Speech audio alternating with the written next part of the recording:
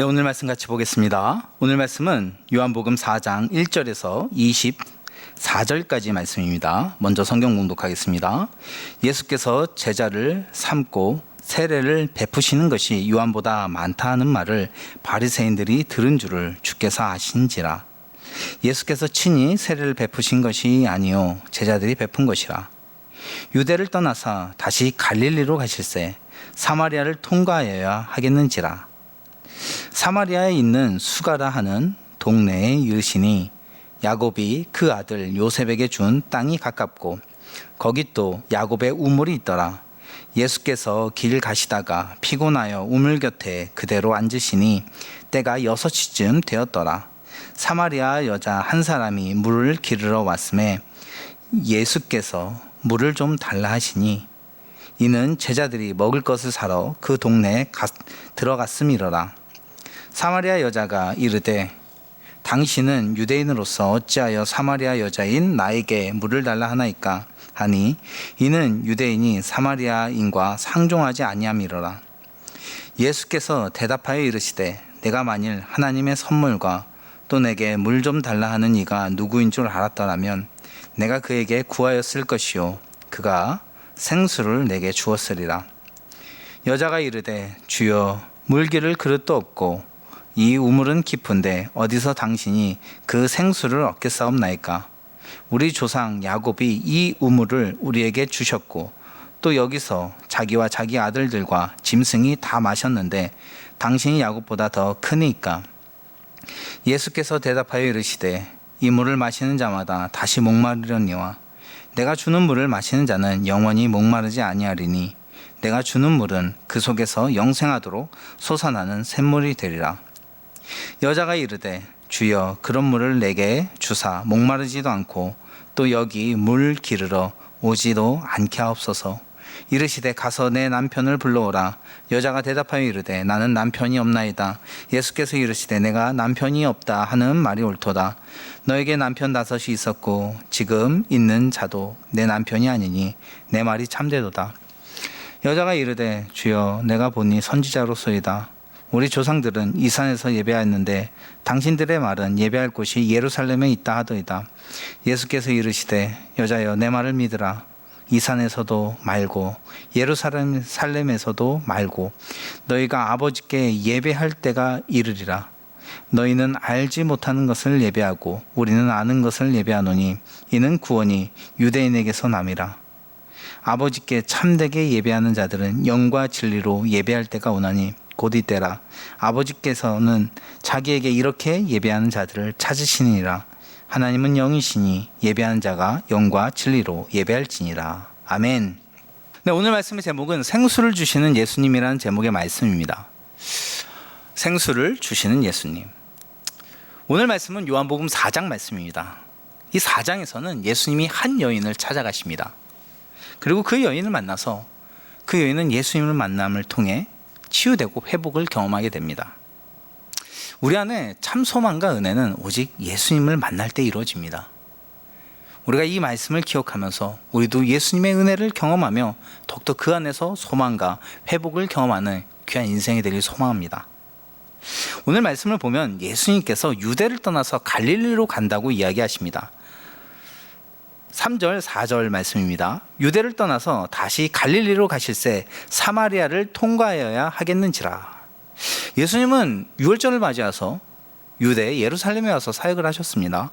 성전을 정화시키는 사역을 하셨고 또 바리새인인 니고데모와 대화를 통해 그에게 복음을 전하셨습니다. 그 다음에 이제는 갈릴리로 돌아가십니다. 유대에서 갈릴리로 가는 길은 총 3가지가 있는데 가장 빠른 길은 사마리아 성읍을 지나가는 길입니다. 그런데 유대인들은 이 사마리아로 가는 길을 피해서 오히려 더 먼 길로 돌아서 갔습니다. 그것은 이 유대인들이 사마리아 사람들을 멸시했기 때문입니다. 여러분, 사마리아 많이 들어보셨죠? 사마리아는 예전 북왕국 이스라엘의 수도였습니다. 이 북왕국이 아수르에게 멸망당하고 나서 아수르는 이 북왕국 사람들을 잡아다 포로로 잡아갔고 소수는 또 그 땅에 남겨두었습니다. 그리고 민족성을 없애기 위해서 통솔을 잘 하려고 그 민족성을 없애기 위해서 통혼 정책을 써서 이방인들을 사마리아에 이주시켜서 통혼하게 만들었습니다. 그래서 사마리아인들은 혼혈이 되었죠. 유대인들은 혈통을 중시하고 이 이방인과의 결혼을 굉장히 금기시했기 때문에 사마리아인들을 더럽혀진 민족으로 봤고 신앙의 정주를 잃은 백성으로 보았습니다. 그래서 유대인들은 이 사마리아인들을 미워했고 상종하지 않으려 했습니다. 사마리아인들 또한 이 자신들을 미워하는 유대인들을 미워했고 그들도 상종하지 않으려 했어요.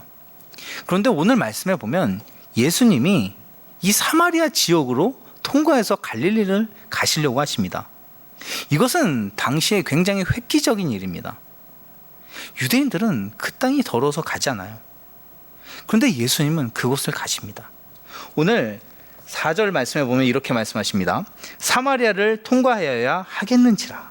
예수님이 말씀하신 거예요. 사마리아를 통과하여야 하겠는지라. 이것은 무엇인가 의도를 보여줍니다. 예수님은 사마리아에 들어가실 때 목적이 있으셨던 거예요. 아무도 가지 않는 그 땅, 더럽혀진 땅이라고 했지만 주님은 그곳에서 특별히 할 일이 있기 때문에 목적을 가지고 사마리아 땅으로 가신 것입니다. 그래서 사마리아에 가서 수가라는 한 동네에 이릅니다. 여기는 이제 산기슭에 있는 작은 동네인데 한 우물이 있었습니다. 그 우물에서 예수님은 쉬게 되었고 제자들은 음식을 사러 갑니다. 때는 낮 12시쯤 됩니다. 그러자 그때 한 여인이 와서 우물에서 물을 기르게 됩니다. 보통 이스라엘 지역에서는 우물에서 물을 기를 때 이렇게 한낮에 기르지 않습니다.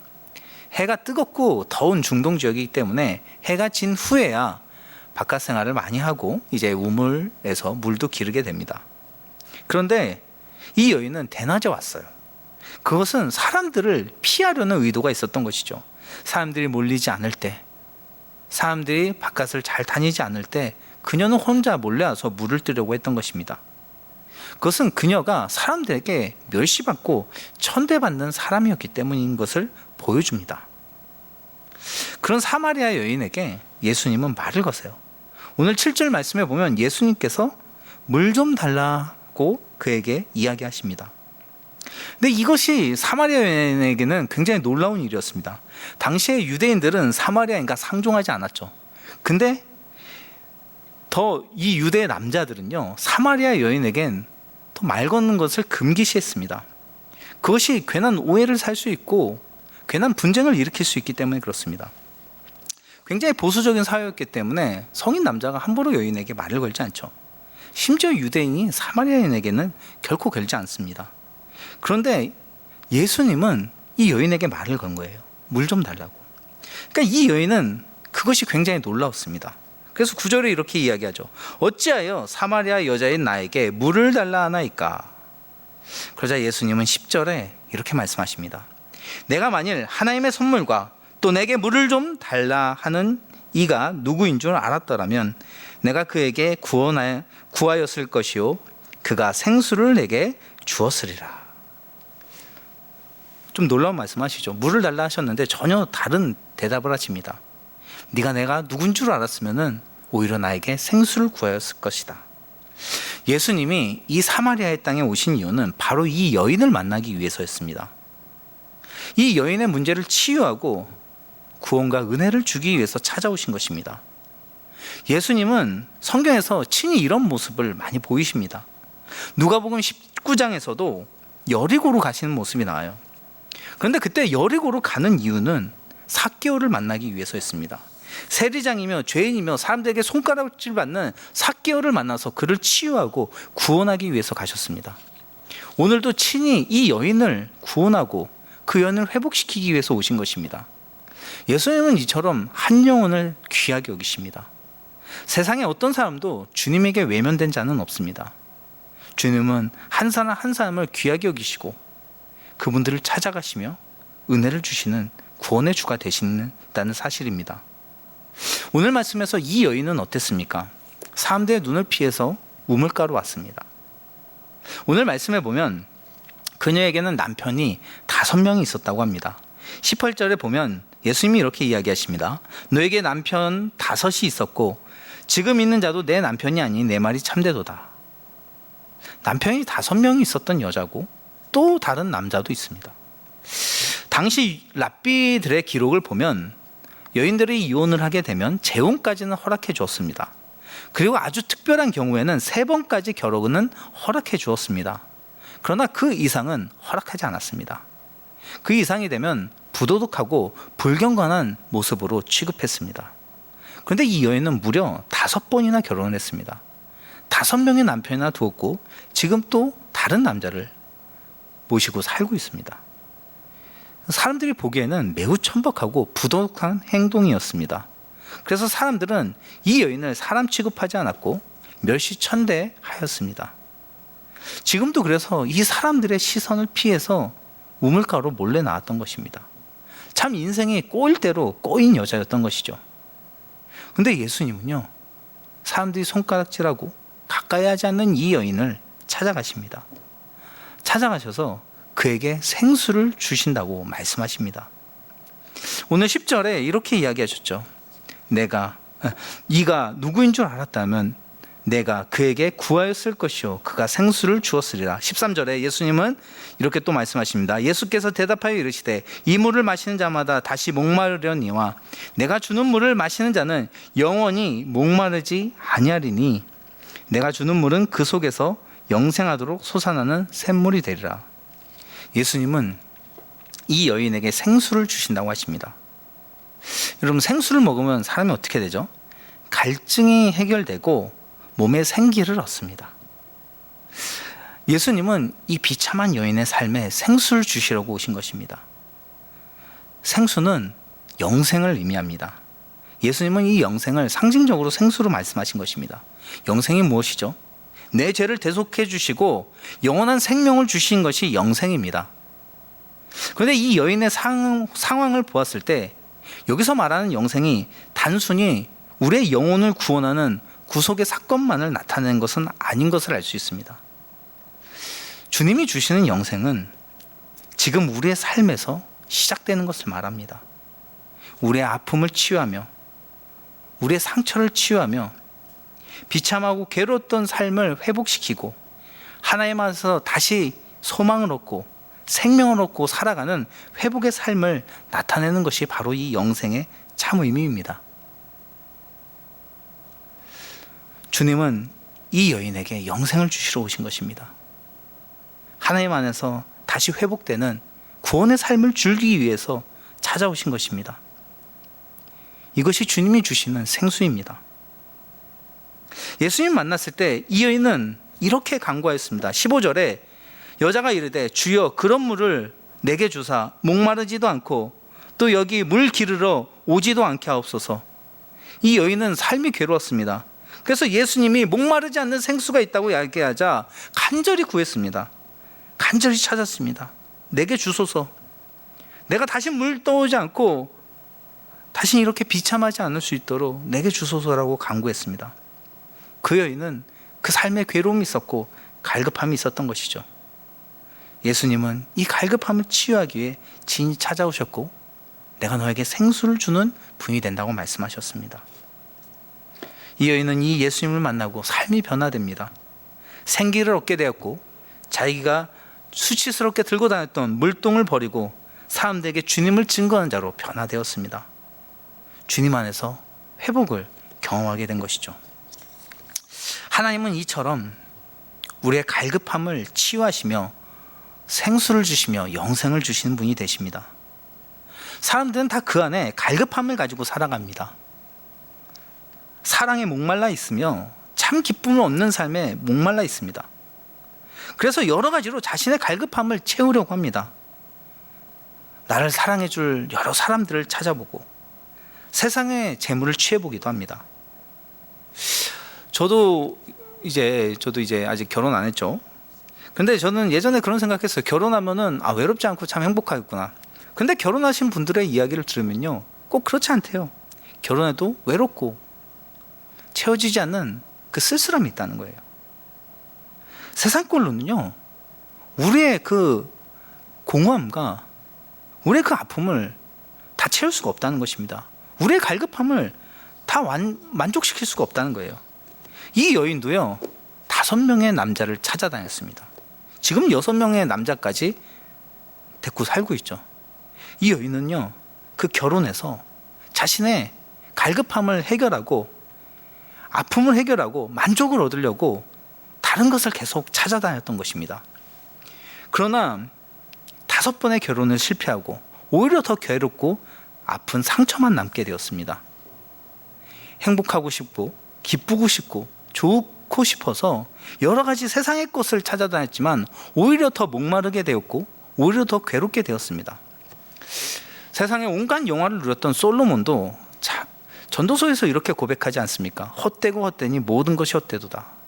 세상의 것은 헛되다는 것입니다. 예수님은 이 물을 마시는 자는 다시 목마르려니와 라고 말씀하셨죠.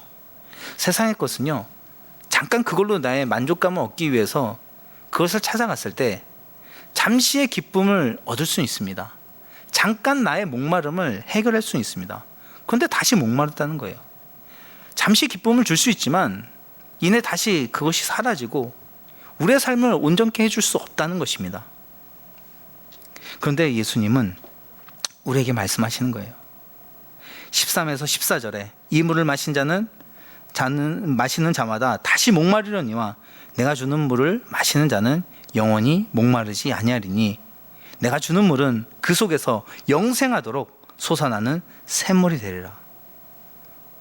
우리가 주님을 만날 때 우리의 갈급함이 해결되는 것입니다. 우리의 외로움의 문제가 치유되고 우리 삶의 상처, 비참한 고통의 문제가 치유되고 우리 죄의 문제가 치유되고 천국의 소망과 하나님이 주시는 회복의 은혜가 우리 삶에 임하게 되는 것입니다. 어거스틴 아시죠? 고대 교부였죠. 그도요, 세상에서 여러 가지 만족감을 얻으려고 애썼던 사람입니다. 학문에서 뛰어나면은 명성도 없고 행복한 삶을 살 것 같아서 열심히 수사학을 공부하고 성공하기 위해서 로마까지 가죠. 그리고 또 그 사람의 마니교도 찾아갑니다. 어떤 종교를 통해서 만족감을 얻으려고 했던 거죠. 그런데 그는 그런 것을 하면 할수록 오히려 더 공허했고 참된 기쁨과 구원의 은혜를 얻을 수가 없었습니다. 그러다가 결국 그는 예수 그리스도를 만나게 되었고 주님 안에서 변화되었습니다. 그래서 그는 고백록에서 마지막에 이렇게 고백을 합니다. 주님을 너무 늦게 만났습니다. 내가 그 사랑을 늦게 깨달았습니다. 세상의 다른 것에서 내 만족과 기쁨을 얻으려 했지만 오히려 그것이 주님을 만나는 것을 방해했습니다. 오 하나님, 당신은 당신을 위해서 우리를 만드셨기 때문에 우리는 오직 당신 안에서만 참 안식을 얻을 수 있습니다. 누구나 다 평안하기 원합니다. 누구나 다 안식을 얻기 원하고 삶의 참 쉼을 얻기 원합니다. 그러나 어거스틴은 우리는 주님에게서 나왔기 때문에 주님에게 갈 때만 참 쉼과 안식이 있다는 거예요. 세상의 다른 것을 자기도 다 찾아봤지만 그곳엔 어디에도 안식이 없었고 참 소망이 없었다는 것입니다. 그러나 예수님을 만나게 되었을 때 그의 영적인 갈급함이 해결됐고 그의 모든 고민과 갈등이 해결되었고 참 기쁨과 소망을 얻는 참 안식과 참 쉼을 얻었습니다. 그래서 예수님은 우리에게 내가 주는 평안은 세상과 같지 않다고 말씀하시는 것입니다. 여러분, 우리도 우리 삶에 아픔과 상처가 있지 않습니까? 괴로움이 있지 않습니까? 고통이 있지 않습니까? 참 쉼을 얻고 싶은 마음이 있지 않습니까? 수가성 여인은 참 비참했습니다. 괴로웠습니다. 다른 어떤 것을 찾아다니고 애써봐도 그것이 자신의 삶을 회복시키지 못했고 참 만족감을 주지 못했습니다. 그러나 예수님을 만날 때 그는 비로소 그 상처가 치유되고 자신을 사랑하시는 주님 안에서 참 기쁨과 영생의 은혜를 누리게 되었습니다. 우리도 주님을 만나는 귀한 영혼이 되길 소망합니다. 우리의 아픔을 가지고 우리의 어려움을 가지고 우리의 근심과 우리의 괴로움을 가지고 주님 앞에 나아가십시다. 주님께서 우리의 마음을 치유해 주시며 우리 삶에 참된 만족감과 참 평안과 구원의 은혜를 허락해 주시리라 믿습니다. 우리 안에 솟아나는 참 구원의 기쁨과 생수의 은혜를 내려주시라 믿습니다. 그렇다면 우리는 어떻게 이 예수님께 나아가야 될까요? 오늘 예수님은 우물가에서 수가성 여인을 기다렸습니다. 예수님은 우리를 이미 기다리고 계십니다. 우리가 주님 앞에 나아가면 만날 수 있습니다. 그렇다면 지금은 예수님은 어디서 우리를 기다리고 있습니까? 예배 자리입니다. 우물가에서 예수님은 이미 와서 기다리고 계셨어요. 예수님이 그 우물가에 오기 위해서 얼마나 고생하셨어요. 더운 날 정오에 거기까지 가기 위해서 땀을 흘리며 가셨고, 또 사마리아 지역에 간다는 많은 그런 모욕과 수치를 이겨내면서 오셨습니다. 그래서 그곳에서 그 여인을 만나기 위해서 기다리셨어요. 대가를 지불하시고 그 여인을 치유하기 위해 그 여인을 기다리고 계셨죠. 근데 예수님은 지금 이 예배에서 우리를 기다리십니다. 우리를 위해서 십자가에 달리시고 대속의 은혜를 준비하시고, 그리고 우리에게 주시는 영생을 준비하시고 이 예배에서 우리를 기다리고 계시다는 거예요. 우리를 사랑하시기 때문입니다. 그렇기 때문에 우리는 이 예배에 나올 때 주님의 전에 나와 하나님께 예배하며 주님께 나아갈 때 주님을 만나고 주님이 주신 참된 영생과 생수의 은혜를 경험하게 된다는 것입니다. 그래서 예수님은 23절, 24절에 이렇게 말씀하십니다. 아버지께 참되게 예배하는 자들은 영과 진리로 예배할 때가 오나니 곧 이때라. 아버지께서는 자기에게 이렇게 예배하는 자들을 찾으시느니라.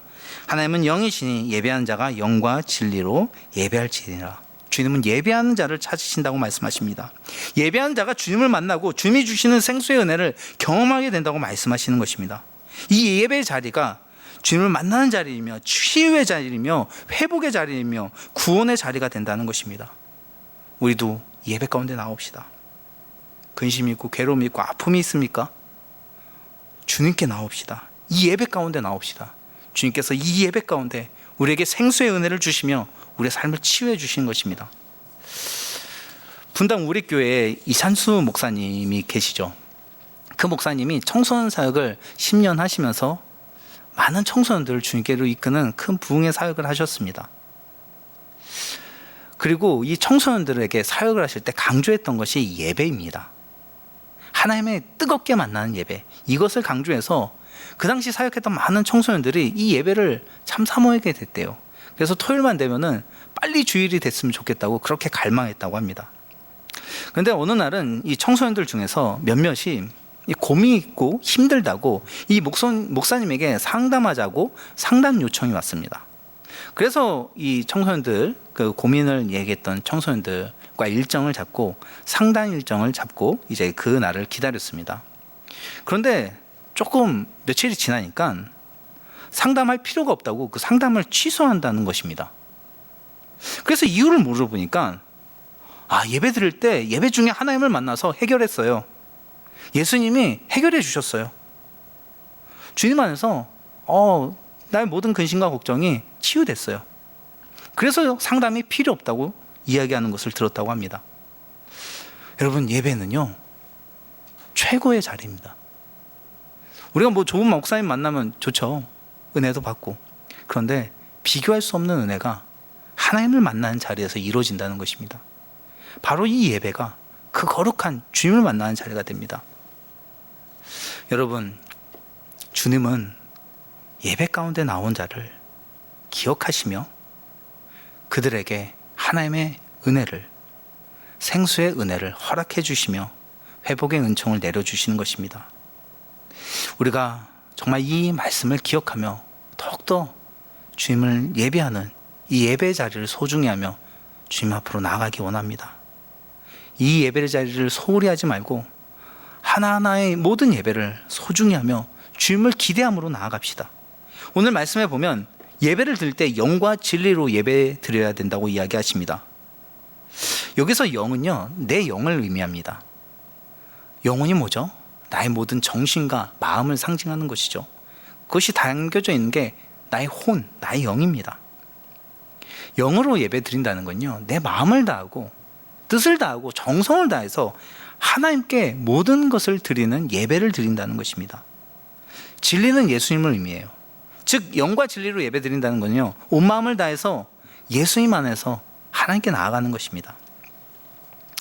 예수님은 예루살렘 성전에서 예배드리는 것, 그리스도산에서 예배드리는 것이 중요하지 않다고 이야기하십니다. 중요한 것은 예배드리는 사람의 마음이 중요하다고 이야기하세요. 우리가 형식적으로 교회에 나오고 예배를 참석한다고 해서 그게 예배가 온전하게 되는 것이 아니라는 것입니다. 예배는 형식으로 드리는 것이 아니라 예배 드리는 그 마음이 중요하다는 거예요. 아무리 교회에 몇십 년을 나와도 온 마음을 다해서 예배 드리지 않는다면 그 예배가 큰 영향을 주기가 어렵다고 말씀하시는 것입니다. 중요한 것은 그 형식적인 예배 형태에 참석하는 것이 아니라 그 예배를 드릴 때 가지고 오는 나의 마음이 중요한 것입니다. 수가성 여인처럼 예수께 주여 그런 물을 내게 주소서, 그런 물이 있다면 나에게 주소서 하며 간절히 주님께 구했던 것처럼 우리의 간절함을 드리며 주님의 은혜를 사모하며 온 마음으로 주님께 나온 자가 주님을 만나고 주의 은혜를 경험하게 되는 것입니다. 우리가 이 예배 가운데 하나님을 만나는 이 귀한 소중한 자리에 우리의 마음을 다해 나오길 소망합니다. 마음을 정돈하고 우리의 생각을 정돈하고 하나님께 우리의 모든 아픔과 상처를 토로하며 우리의 죄를 회개하며 진정으로 감사와 찬양을 드리며 하나님 앞에 나아갑시다. 주님은 영과 진리로 예배한 자를 찾으십니다. 영과 진리로 예배한 자가 주님을 만나게 됩니다. 우물가의 여인이 주님을 만나 치유된 것처럼 예배를 통해 우리를 만나시고 우리에게 생수의 은혜를 허락해 주실 것입니다. 우리도 오늘 말씀을 기억하며 더욱더 이 예배의 자리로 나아가 주님을 만나고 변화되는 믿음의 성도가 되길 간절히 소망합니다. 말씀을 정리합니다. 우리 삶은 오직 주님 안에서 참 기쁨과 만족감과 은혜가 있습니다. 주님을 예배하며 주님을 만나서 참 기쁨과 소망을 경험하며 회복을 경험하며 영생을 체험하며 살아가는 믿음의 성도가 되길 간절히 소망합니다. 함께 기도하겠습니다. 하나님 아버지 감사합니다. 오늘 말씀을 통해 영생을 주시고 은혜를 주시는 분이 누구신지 깨닫게 하시니 감사합니다. 우리도 참 헛된 것으로 나를 만족하게 하기 위해서, 안식을 얻기 위해서, 내 외로움을 해결하기 위해서 헤매며 살고 있지는 않았습니까? 수가성 여인처럼 헛되고 헛된 것을 구하며 살지는 않았습니까?